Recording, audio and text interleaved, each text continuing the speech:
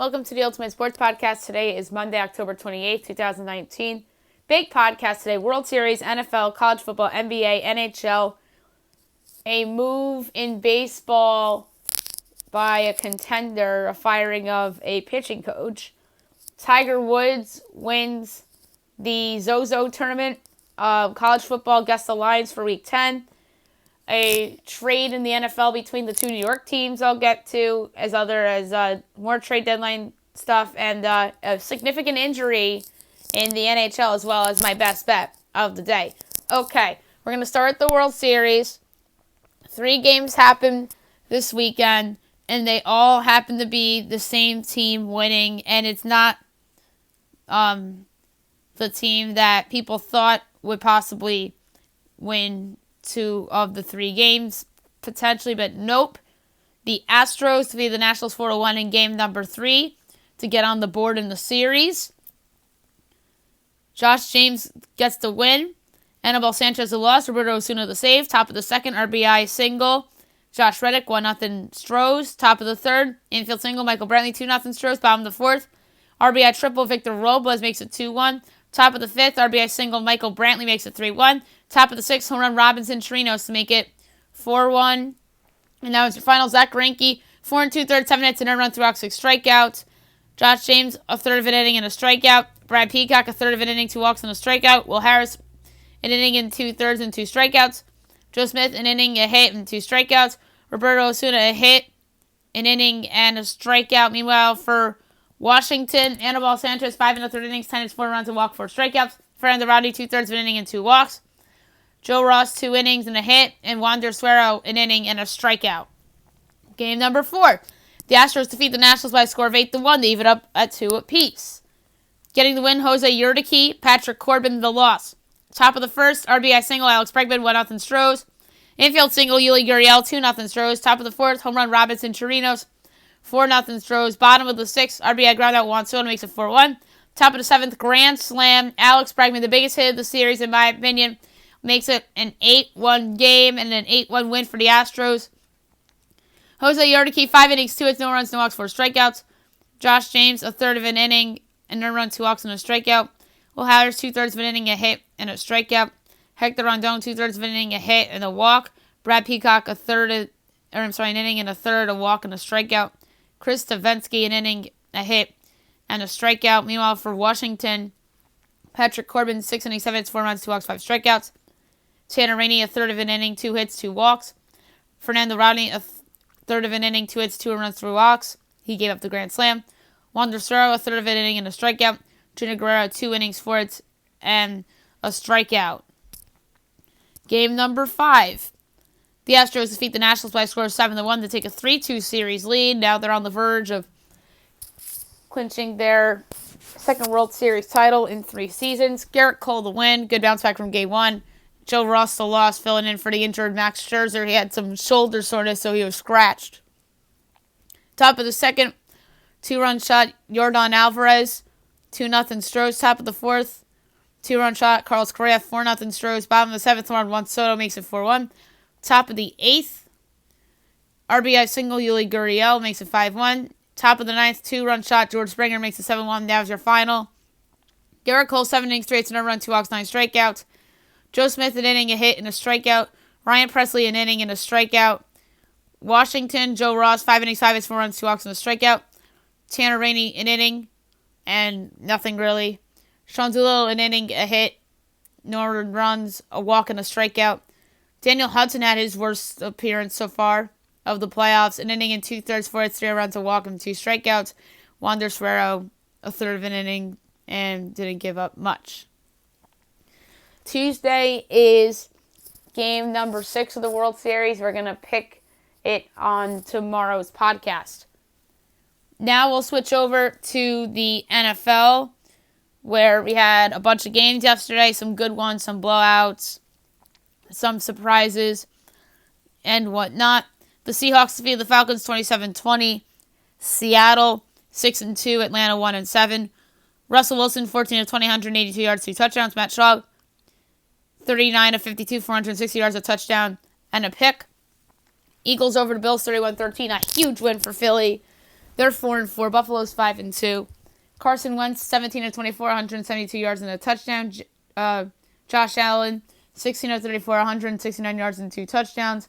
Lions over the Giants, 31-26. Lions 3-1. Giants 2-6. Matthew Stafford, 25 of 32, 342 yards, 3 touchdowns and a pick. Daniel Jones, 28 of 41, 322 yards and 4 touchdowns. Chargers over the Bears, 17-60. Courtesy of a missed field goal by Eddie Pinheiro as time expired. Chargers 3-5, Bears 3-4. Phil Rivers 19 of 29, 201 yards, a touchdown, the pick. Mitch Trubisky continues to be terrible. 23 of 39, 250 yards and an interception. Titans over the Bucks 27-23. Titans 4-4, Tampa 2-5. Ryan Tannehill 21 of 33, 193 yards and 3 touchdowns. Jameis Winston 21 of 43, 301 yards, 2 touchdowns and 2 picks. Colts over the Broncos 15-13. Indy 5-2. Denver 2-6. Jacoby Brissett 15 of 25, 202 yards. Joe Flacco 20 of 32 and 174 yards. Rams over the Bengals 24-10 in London. Rams 5-3. Bengals 0-8. Jared Goff 17 of 31, 372 yards and 2 touchdowns. Andy Dalton 32 of 52, 329 yards and a touchdown. Saints over the Cardinals 31-9. Saints 7-1. Cardinals 3-4-1. Drew Brees came back. It was Drew Brees 34 of 43, 373 yards, 3 touchdowns and a pick. Kyler Murray 19 of 33, 220 yards. Jaguars over the Jets 29-15. Jags are 4-4. Jets are 1-6. Gardner Minshew 22 of 34, 279 yards and 3 touchdowns. Sam Darnold 21 of 30, 218 yards, 2 touchdowns and 3 picks. 49ers over the Panthers 51-13. That is a damn impressive win for the Niners. 7-0. Panthers 4-3. Jimmy Garoppolo 18 of 22, 175 yards, 2 touchdowns and a pick. Kyle Allen was terrible. 19 of 37, 158 yards and 3 interceptions. So you got to question Kyle Allen and whether he's for real or not, or if he's a fraud, as we might have witnessed on Sunday late afternoon. Patriots over the Browns 27-13. The Patriots are 8-0. Cleveland 2-5. Tom Brady 20 of 36, 259 yards and 2 touchdowns. Baker Mayfield 20 of 31, 194 yards, a touchdown and the pick. Texans over the Raiders 27-24. Texans 5-3. Oakland 3-4. Deshaun Watson 27 of 39, 279 yards and 3 touchdowns. Derek Carr 18 of 30, 285 yards and 3 touchdowns. Packers over the Chiefs 31-24. A nice win for Green Bay. They are 7-1. KC's 5-3. Aaron Rodgers 23 of 33, 305 yards, 3 touchdowns. Matt Moore was better than I anticipated him to be. 24 of 36, 267 yards and 2 touchdowns. And now tonight, to close out the week, you have the Dolphins at the Steelers, 8:15, ESPN. Joe Tessitore and Booger McFarland on the call. The Steelers are coming off a bye, and then 2 weeks ago they beat the Chargers in LA. The Dolphins last week were competitive a little bit with the Bills in a divisional road game, so they ended up covering that spread. Looks like Mason Rudolph is going to get the start for the Steelers tonight, so he's back from his injury. Pittsburgh is giving 14. The over-under is 43.5. I think the Steelers win the game, but in terms of a play, I like the under. I think the Steelers defense will step up at home. Minkah Fitzpatrick revenge game. I think that the Dolphins are a team that really isn't blown out all that much other than the first few weeks. So I won't be surprised if they cover. I wrote down 26-13 as a final score, which would result into 39 points. So the under 43.5, I think, is the right play here. College football. Some interesting results from the weekend. Some upsets. Some surprise results. Some blowouts. Some closer than expected games and whatnot. USC over Colorado, 35-31. That was on Friday night. USC came from behind and won that game on the road. They're 5-3. Colorado's 3-5. And then the Saturday games, number 3 Ohio State defeated Wisconsin 38-7. Ohio State 8-0, and Wisconsin, the number 13 team in the country, drops to 6-2 after back-to-back losses. Kansas State upsets number 5 Oklahoma 48-41. Kansas State is 5-2. Oklahoma is 7-1. Number 20 Iowa over Northwestern 20-0. Iowa 6-2. Northwestern 1-6. Number 21 Appalachian State over South Alabama 30-3. App State 7-0. USA 1-7. Miami over Pitt 6-12. Good win for Miami. Maybe they'll make a bowl. They're 4-4. They need 2 more wins. Pitt is 5-3. San Jose State over Army 34-29. What a disappointing season for Army, and what a surprising year. Conversely, for San Jose State, who's 4-4, and Army is 3-5. So Army needs to win a couple games here to at least reach a bowl. A&M over Mississippi State 49-30. A&M 5-3. Mississippi State 3-5. The Illinois Fighting Illini over Purdue 24-6. So Illinois at 4-4. So they're 2 wins away from a bowl. Imagine Lovie Smith making a bowl. Lovie Smith had to have saved his job. I mean, he's done a great job this year with such a bad roster. And they still have Rutgers to play. We'll get to that line in a minute. So that's 1 win. So maybe if they get Northwestern, maybe you could get that win. Maybe they are a bowl team. Who knows? And Purdue conversely drops to 2-6. So maybe Purdue's not a bowl team. Rutgers over Liberty 44-34. Rutgers 2-6. Liberty 5-3. Western Michigan over Bowling Green 49-10. Western Michigan 5-4. Bowling Green 2-6. Southern Miss over Rice 20-6. Southern Miss 5-3. Rice 0-8. Wyoming over Nevada 31-3. Wyoming 6-2. Nevada 4-4. Ohio over Ball State 34-21. Ohio 4-4. Ball State 4-4. Marshall over Western Kentucky 26-23. This game kind of played out how I expected. 3-point game. Marshall wins. They're 5-3, and so is Western Kentucky. Georgia Southern over New Mexico State 41-7. Georgia Southern 4-3. New Mexico State 0-8. Number 2 LSU over number 9 Auburn 23-20. This was a fun game. Auburn backdoored at the end. They're 8-0. I'm talking about LSU. And then Auburn 6-2. Number 6 Penn State defeats Michigan 28-7. This Penn State team is just playing very well. They're 8-0. Michigan State 4-4. So Sparty needs 2 more wins for a bowl. Where will they get their wins? TCU over number 15 Texas 37-27. So yet again, I'm right in terms of the weird line. So TCU came through for me on the picks. They're 4-3. Texas is 5-3. Number 17 Minnesota over Maryland 52-10. Minnesota 8-0. Maryland 3-5. Oklahoma State upsets number 23 Iowa State 34-27. OK State 5-3, and so is Iowa State. UConn over UMass 56-35. UConn 2-6. UMass 1-7. Charlotte over North Texas 39-38. That's a pretty big upset. Charlotte 3-5. North Texas is 3-5 as well. Middle Tennessee over FIU 50-17. Middle 3-5. FIU 4-4. FAU over Old Dominion 41-3. FAU 5-3. Old Dominion 1-7. Florida State over Syracuse 35-17. FSU 4-4. Syracuse 3-5. Louisville over Virginia 28-21. I got this upset pick right. Louisville 5-3. Virginia 5-3. Stanford over Nebraska. Arizona 41-31. Stanford 4-4. Arizona 4-4. Indiana over Nebraska 38-31. Indiana's a bowl team. They're 6-2. Nebraska's 4-4. So maybe Nebraska's out of a bowl spot and Indiana in. So that's weird in the Big Ten. Navy over Tulane 41-38. Navy 6-1. Tulane 5-3. Buffalo over Central Michigan 43-20. Buffalo 4-4. Central 5-4. Toledo over Eastern Michigan 37-34 in overtime. Toledo 5-3. Eastern 4-4. Miami of Ohio over Kent State 23-16.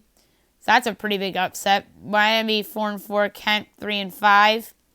Northern Illinois over Akron 48-0. Northern Illinois 3-5, Akron 0-8. So Akron might be actually the worst team in the country. USF over East Carolina 45-20. USF 4-4, Eastern Carolina 3-5. Hawaii over New Mexico 45-30. Hawaii 5-3, New Mexico 2-6. North Carolina over Duke 20-17. North Carolina 4-4, Duke 4-4. Tennessee over South Carolina 41-21. Tennessee 3-5. South Carolina 3-5. Number 1 Alabama over Arkansas 48-7. Alabama 8-0. Arkansas 2-6. Kansas over Texas Tech 37-34. Kansas with a big upset. They're 3-5. Texas Tech's 3-5. That's just a terrible loss for Texas Tech after a couple big upset wins. Meanwhile, Kansas, a nice win for their program, so it looks like they're going over the win total on their season, so good for Les Miles. UCF over Temple 63-21. UCF 6-2, Temple 5-3. Memphis over Tulsa 42-41. Memphis 7-1, Tulsa 2-6. Arkansas State over Texas State 38-14. Arkansas State 4-4, Texas 2-5, or Texas State. Georgia State over Troy 52-33. Georgia State 6-2, Troy 3-4. Number 4 Clemson over Boston College 59-7. Clemson 8-0, BC 4-4. Number 19 Michigan over number 8 Notre Dame 45-14. Notre Dame drops to 5-2. They pretty much no-showed, and now you're going to be hearing a lot of negativity around that program. And Michigan is 6-2, and now Jim Harbaugh's narrative flips conversely in the positive matter a little bit. UCLA over number 24 Arizona State 42-32. A nice win for Chip Kelly. They're 3-5. Arizona State 5-3. Colorado State over Fresno State 41-31. Colorado State with the big upset. They're 3-5. Fresno's 3-4. Kentucky over Missouri 29-7. UK 4-4. Missouri 5-3. Louisiana Tech over UTEP 42-21. La Tech 7-1. UTEP 1-6. Number 12 Utah over Cal 35-0. Utah 7-1, still alive in the playoff hunt, and Cal 4-4. Air Force over Utah State 31-7. Air Force 6-2, Utah State 4-3. So another big win for Air Force. Number 11 Oregon over Washington State 37-35. So Wazoo covers. Oregon 7-1, still alive in the playoff hunt, and Wazoo drops to 4-4. San Diego State over UNLV 20-17. San Diego State 7-1, UNLV 2-6. NBA from the weekend. We're going to go through the whole weekend because this was the first weekend of the season. Nets over the Knicks 113-109. Brooklyn went to 1-1. Knicks dropped to 0-2. Celtics over the Raptors 112-106. Timberwolves over the Hornets 121-99. Wizards over the Thunder 97-85. Bulls over the Grizzlies 110-102. Mavericks over the Pelicans 123-116. Nuggets over the Suns 108-107 in overtime. Trailblazers over the Kings 122-112. And the Lakers over the Jazz 95-86. Saturday night, Hawks over the Magic 103-99. Rockets over the Pelicans 126-123. Much needed kind of win for the Rockets. Raptors over the Bulls 108-84. Yikes. Celtics over the Knicks 118-95. That game was a 6-point game in the fourth quarter. Celtics just destroyed them in the fourth quarter. Well, really the whole second half. But the Knicks had a halftime lead, so that second half the Celtics just took over. Cavs upset the Pacers 110-99. So that was a big upset win. Spurs over the Wizards 124-122. Jazz over the Kings 113-81. Suns over the Clippers 130-122. That was a pretty big upset win. Heat over the Bucks 131-126 in overtime. They're down big, came back and won. And the 76ers over the Pistons 117-111. And then yesterday, Thunder over the Warriors 120-92. That was a big upset win for OKC. They're 1-2. Golden State's 0-2. Grizzlies over the Nets 134-133 in overtime. A good win for the Grizzlies. They're 1-2. Brooklyn drops to 1-2. Timberwolves over the Heat 116-109. Andrew Wiggins got hot late in that game to propel Minnesota to 3-0. Miami is 2-1. Trailblazers over the Mavs 121-119. The Mavs drop to 1-2. Blazers go to 2-1. Oh no, the Mavs are 2-1. My bad. I thought they were 1-2. They beat the Pelicans on Friday night. I didn't realize that when I went through the results. I thought the Pelicans had won that game, so I should have been had that in mind. Oops. Lakers over the Hornets 120-101. If you have the Hornets at home in your schedule, if you're a good team, you have to win. Lakers are 2-1. Charlotte 1-2. Tonight's slate, you have 7 o'clock, Bulls, Knicks, Pacers, Pistons, 7:30 Magic, Raptors, 76ers, Hawks, 8 o'clock Cavaliers at the Bucks, Warriors, Pelicans on NBA TV, so 2 winless teams there. The Pelicans really miss Zion, or else maybe they're 3-0. Thunder, Rockets, so Russell Westbrook against his former team, and then Chris Paul back in Houston. Trailblazers, Spurs at 8:30. 10 o'clock, Nuggets, Kings. Jazz, Suns. Suns are a surprising 2-1. And then 10:30, the Hornets at the Clippers. So the Clippers have to destroy the Hornets and bounce back from that bad loss against the Suns. And that was without DeAndre Ayton, who got suspended for 25 games due to a drug suspension. So the Suns will miss him up front, and it really hurts the development of that team and his development in particular. Now we'll switch over to the NHL. We'll just go over last night's games. The Panthers over the Oilers 6-2. Blues over the Red Wings 5-4 in overtime. Bruins over the Rangers 7-4. Senators over the Sharks 5-2. Islanders over the Flyers 5-3. Blackhawks over the Kings 5-1. Golden Knights over the Ducks 5-2. Only 2 games tonight. You have the Coyotes at the Sabres at 7 o'clock, and at 10 o'clock you have the Panthers at the Canucks. Now we will discuss a trade that happened between the Giants and the Jets. You don't see this very often. Leonard Williams, the Jets sent to the Giants for a 2020 third-round pick and the 2021 fifth-round pick, which would become a fourth-round pick if he signs a contract extension with the Giants. This, to me, is a little bit of a wait-and-see kind of trade, because Williams, I think, underachieved with the Jets in his time there, coming out of USC, being perceived to be one of the best defensive players in that draft class. He just had failed to live up to expectations, in my opinion. Maybe it's because of their schemes and whatnot and all the different turnover on the coaching staff. So maybe it's a change of scenery beneficiary for the Giants. But to me, it's wait and see. So I can't really judge this trade until what Williams becomes, and conversely, what those picks eventually become from the Giants, because draft picks to me are more valuable than people think, because you never know what the player could end up being. For example, the Giants traded Odell Beckham to the Browns and got a couple picks back. First rounder and then the third rounder.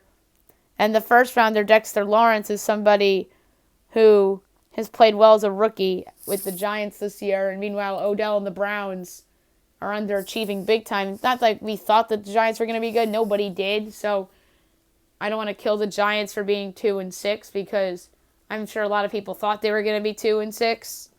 And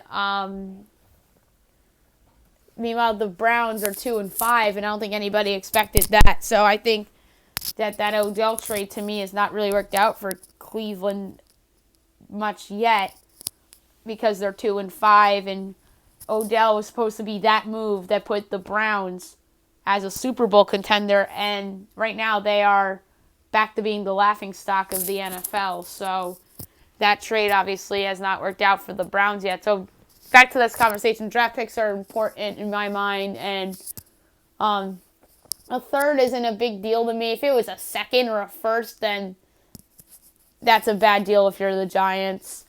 But a third isn't a big deal for me, and a fifth that could become a fourth if he signs a contract extension.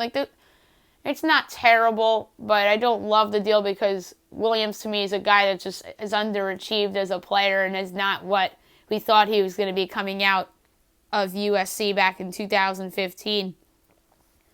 And in terms of other trade possibilities, we'll start with those two teams, ironically enough. Robbie Anderson's available for the Jets. Let's see if they can get something for him. I think they can get a second for him. If Mohamed Sanu can fetch back a second, so can Leonard Williams, for crying out loud.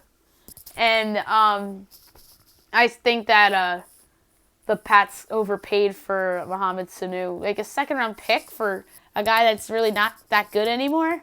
Like, come on. And then I think the 49ers paid a fair price for Emmanuel Sanders. It's pretty much what the Jets got for Leonard Williams, a third and a fourth. So we'll see about that. And then in terms of the Giants, Janoris Jenkins is available. I think a team that can use him is within their division, the Philadelphia Eagles, because they really need secondary help, in my opinion. Wouldn't rule out the Cowboys for him. Nate Solder's available. A lot of people are talking about the Browns. That was like the first time his name popped up in trade talks when the Browns are looking for offensive line. That was like one of the first names that have come up. So I expect him to be moved. If the Giants can get anything, a third-round pick or more for him, I think that's a win because he's just been terrible this season and been terrible as a New York Giant, been one of the worst free agent signings this decade for the Giants, in my opinion, and it obviously has not worked out. And then teams that could be interested in him, I mentioned the Browns. I think the Patriots are in play for him. I saw a report that the Patriots might look to reacquire him because they don't love their offensive line, and he played his best in New England. So maybe a change of scenery back to New England can motivate Solder a little bit. So I think that there's a chance the Patriots overpay for Nate Solder in a trade. And I would not be shocked if by the time we do tomorrow's trade deadline review podcast, if Nate Solder is back with Bill Belichick in New England. Alec Ogletree, someone that the Giants put out on the block. I think that he could be had. Teams I could see interested in trading for a linebacker, that's a good one. I don't think any of the NFC North teams could use your linebacker. I think the Saints are a team to watch for Alec Ogletree. I think that's their weakness. If I have a weakness for the Saints, it's linebackers. And so keep an eye out on that one. Within the division, Trent Williams from Washington is someone I think that Washington should move, but they won't because he's holding out, which is ridiculous. Trent Williams, I think the Redskins can get a first rounder for him. That guy is a very good player, and it really is sick that he did not report to the Redskins this season. And I think that obviously has a lot to do with their dysfunctional mess of an organization. So if I'm Trent Williams, I do the anti-Le'Veon Bell report today, and then they trade you tomorrow. Bruce Allen trades you to a team that could use you.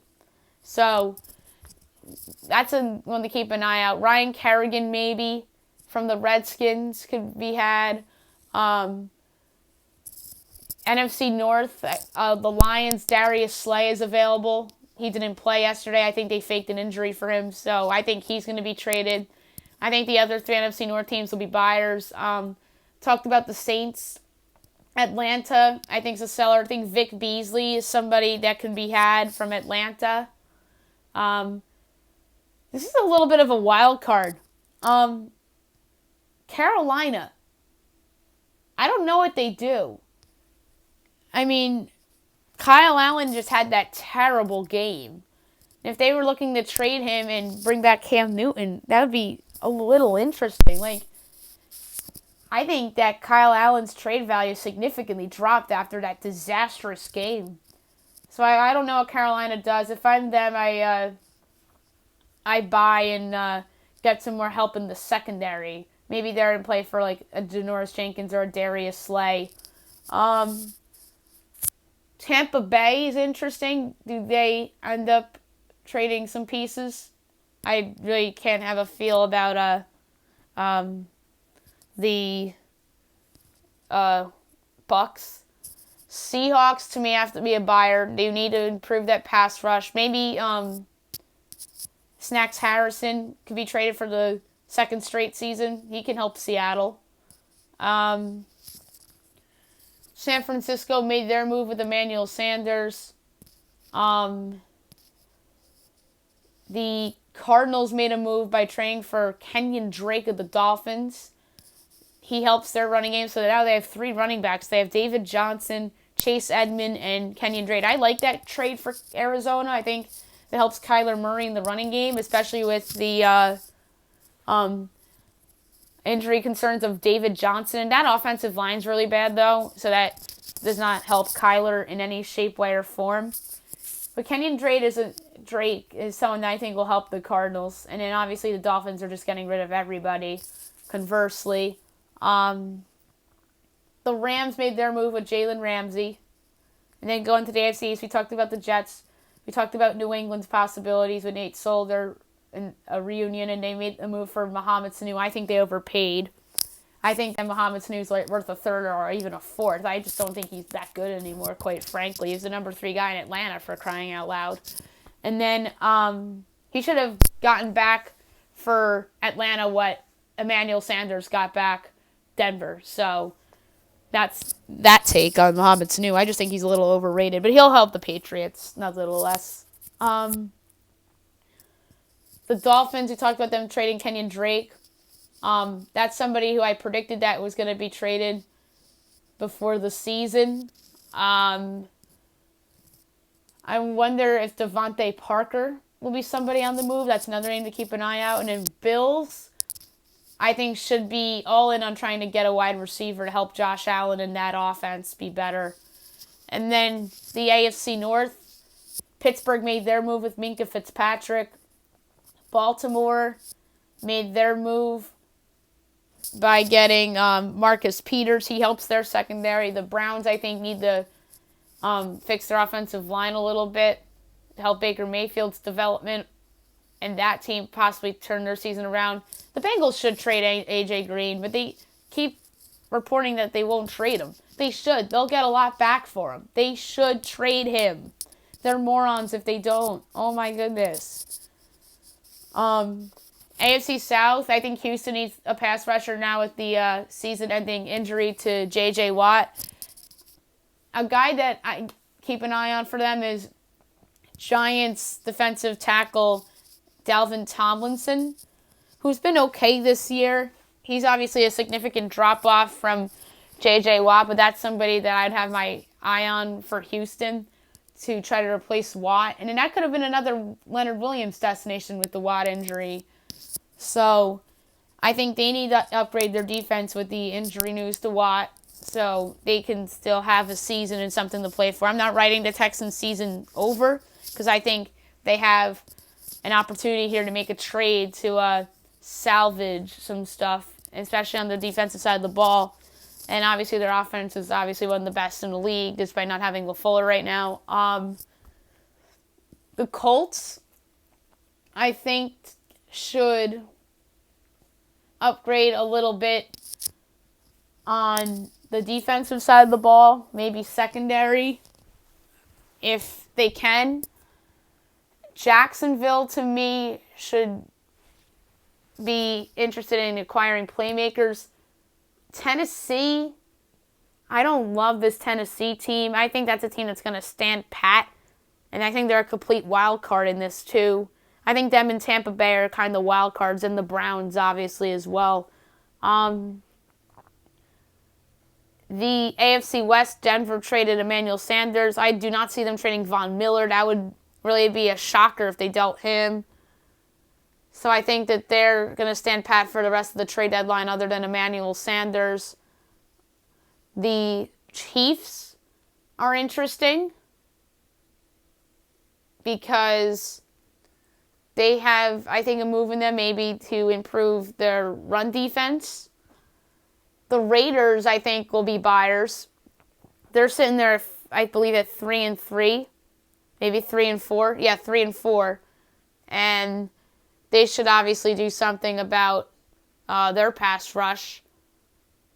I thought that Leonard Williams, that's where I thought he was going to land, actually, with the Raiders. And then, last but not least, the Chargers. Melvin Gordon is a big name to watch. I think he could be on the move.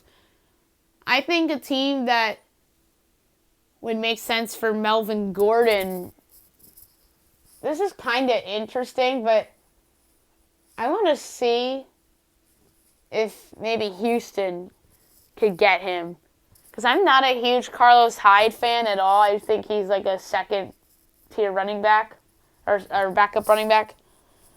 So maybe he goes there. There's not really a team I can think of. Maybe the Bears, because Mike Montgomery's been a disappointment, so is Tariq Cohen. So there's a lot of stuff to watch, and I'm intrigued for this NFL trade deadline. And I think some teams obviously overpaid for players already. You saw it with Minkah Fitzpatrick. You saw it with Laramie Tunsil. And obviously Tunsil's been a big help to the Texans this year and really has changed the outlook of that offense and that team just in general. I just saw a report on the ESPN ticker that the Texans aren't going to trade for a defensive end to replace Watt. I think that's ridiculous. I think they should. Even though I don't think it's going to hurt their chances, per se, if they don't trade one, but it certainly helps their chances if they do trade one. A little bit of baseball news. The Yankees have fired pitching coach Larry Rothschild today. I think this move was overdue. They should have done this when they fired Joe Girardi 2 years ago because he was a Girardi guy and Aaron Boone just wanted him back on the staff, so he hired him to be back on the staff. So he's the fall guy for the season, and he really has not really done the best of jobs in helping develop those young pitchers for the Yankees like Luis Severino, Domingo Germán, and whatnot. My immediate takeaway from this is that I think Larry will end up back with Girardi in Philadelphia and end up as the Phillies pitching coach. That just makes a lot of sense, and those two obviously have a good working relationship together. In terms of a Yankee replacement for him, a lot of people are wishing for David Cone. I think that would be interesting. He's obviously a big name, works for the Yes Network with Michael Kay on the Yankee games. I think he's one of their color commentators. I think that's just the sexy name everybody wants, but I don't think that's a no-brainer. I think that there's other guys in the mix. Mickey Callaway was hired to be the pitching coach for Joe Madden with the Angels. And I'm not a Mickey Callaway fan because he just left a bad taste in my mouth with that Mets run that he had. So I wouldn't have been in love with that hire for the Yankees. Maybe it's because of the Mets thing, but who knows. So we'll see what happens there. Tiger Woods won the Zozo tournament yesterday. A good win for Tiger. His stock going into next year's Masters goes up. He won it with a minus 19, earnings of $1.8 million. Second place, Hideki Matsuyama at a minus 16, earning $1.1 million. Third place tie, Sanjay Im and Rory McIlroy at a minus 13, each earning $565,000. And fifth place was Gary Woodland with the minus 12, earning $390,000. So Tiger obviously with the big win there, and now there's some momentum for him going into next year's Masters and the FedEx tournament. So good to see Tiger playing very well in golf. Significant hockey injury. Vladimir Tarasenko is getting surgery on his, I think it was back surgery if I'm not mistaken. No, left shoulder surgery, my bad, and will be reevaluated in 5 months. So he's out for the season, December, January, February, March, April. Yeah. Say goodbye to Vladimir Tarasenko for at least the rest of the regular season. If the Blues even make the playoffs, then maybe he's back for the playoffs, and that would be a big boost for the St. Louis Blues. I'm not going to write them off this season because they've overcome adversity last year to win the Stanley Cup. They have a very good defense, a good goalie. Their offense is still good without Tarasenko. I think they're going to make a trade for somebody in a contract here, maybe New York Rangers' Chris Kreider. I think that his trade value goes up with this injury news of Vlad Tarasenko. I think that's somebody that I can see them looking at from the Rangers, somebody that has not gotten off to a good start this year for the Rangers, but I think that he would be a nice, permanent, a temporary fill in there for Vlad Tarasenko. So that's a big loss for the Blues. I'm not suggesting their season's over by any stretch of the imagination, but it's certainly a huge loss that could very well cost them a playoff spot if they don't make a trade to replace him in the short term. Guess the lines, week number 10 in college football. There's some interesting lines and narratives around teams changing and adjustments by the bookies with a couple upsets and whatnot. We're going to start on Halloween night. West Virginia is at number 12 Baylor. I have Baylor giving a whopping 23.5, but the line is only 17.5. So a little bit of respect to West Virginia. I'm not in love with this Mountaineers team at all. Baylor's actually, I think, been one of the more disrespected teams this season in terms of spread. Georgia Southern and Appalachian State. I have the number 21 team in the country giving 18 points. I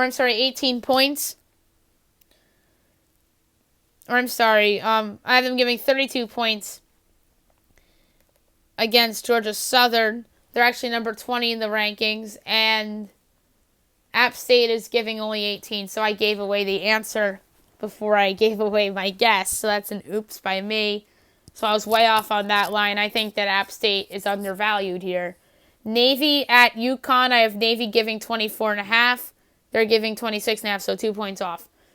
Saturday, and by the way, the Navy-UConn game's Friday night. Saturday, number 14 Michigan at Maryland. I have Michigan by 14.5. It's 17.5. NC State at number 23 Wake. I have Wake by 7.5. It's Wake by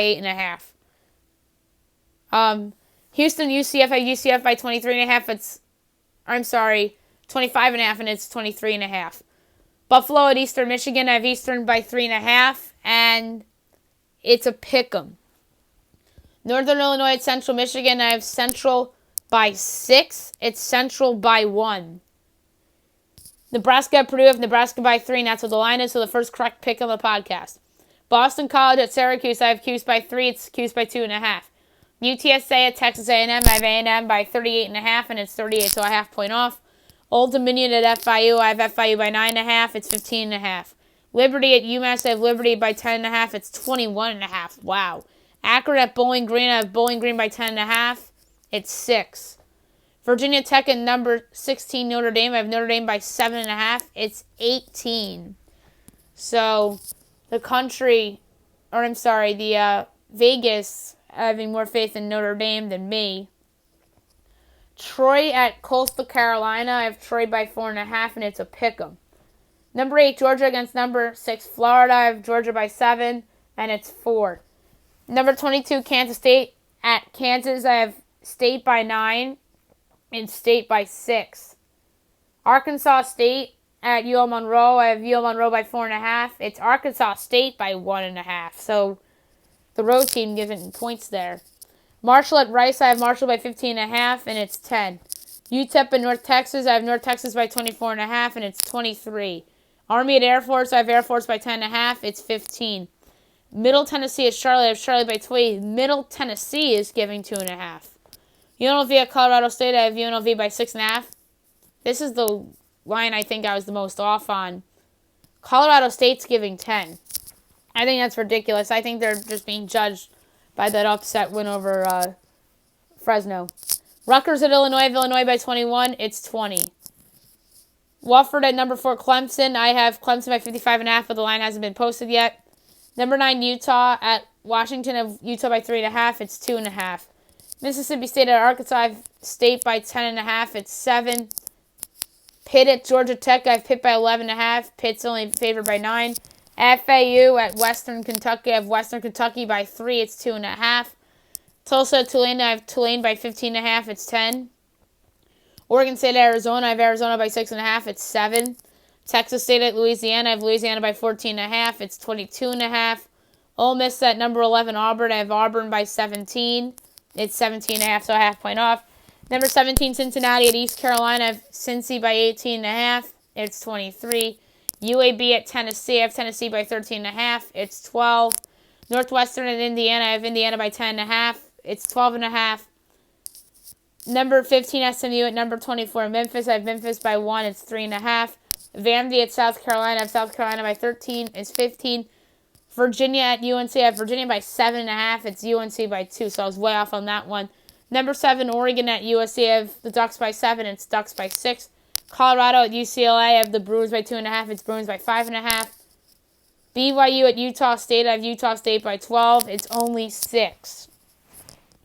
And number 21, Boise State at San Jose State. I have Boise by 10.5. It's 17. So I was off on that one. New Mexico at Nevada. I have Nevada by 13. It's 5.5. That's low. Fresno at Hawaii. I have that as a pick'em, and the line for that is not out yet. There must have been an injury or something there. So the line for that is not out. Best bet of the day brought to you by...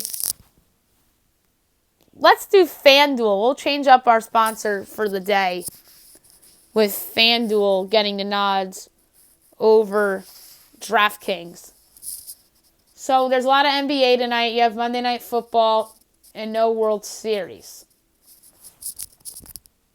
So we are going to take the Steelers on the money line because that's just an obvious, beyond obvious play.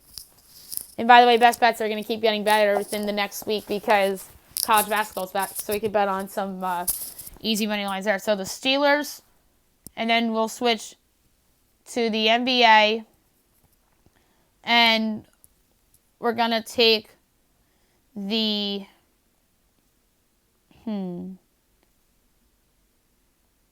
Bucks over the Cavaliers. The Pelicans over Golden State. Yes, I am doing that. Rockets over OKC. I'm going to take the Clippers over the Hornets. And that's it. So that's 5. Only plus 129, wagering 64 cents. Payout is $1.46. So that's it for tonight's podcast. I'll be back tomorrow recapping Monday Night Football, NBA, NHL, pick Game 6 of the World Series, and a lot more. I'm going to have a couple guests on this week. Wednesday, maybe Russ Baxter, evaluate the midpoint of the NFL season and discuss what's next. We'll talk a little trade deadline as well. Jeff Burns on Friday, talking football, basketball, the World Series, and obviously we're going to talk ponies with him as well. Hope you guys have a great day, everybody.